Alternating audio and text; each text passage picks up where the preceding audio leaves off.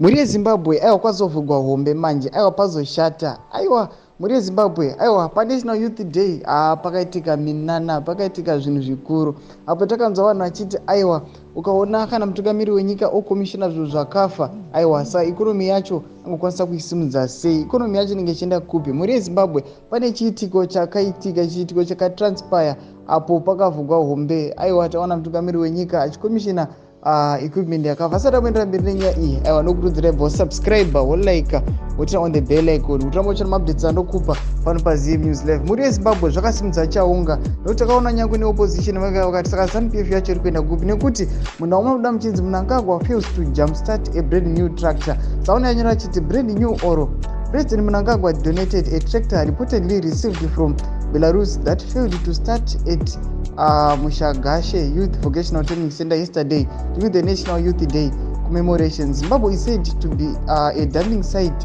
for substandard products. Sandozvo zvachitaura zvichinzi aiwa zvitoratidza kuti aiwa machinery iyi tractor iyi yanga itongori a dump site yakangopiwawo yakafa. Sanoona kuti vinyango nebepa reZim aiva noya vochiwo hanzi achaimutsa seikonomi iyi achadza tractor zvayo.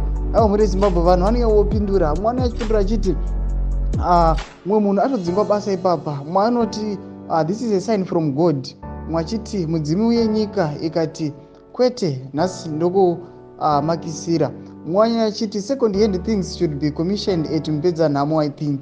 Vamwe vanhu vachiti poor model of farming equipment Mr. President, anyway I'm in solidarity with you. Muri yeZimbabwe aiwa kwazovhurwa hombe manje votudzai mafungiro enyu munoti kudii pamusoro pechiitiko chakaitika pine comment section medu aiwa tudzai mafungiro enyu musaka kana usubscribe kulike tonotina on the bell icon rambochana maupdates andokupa pano paZim News Live.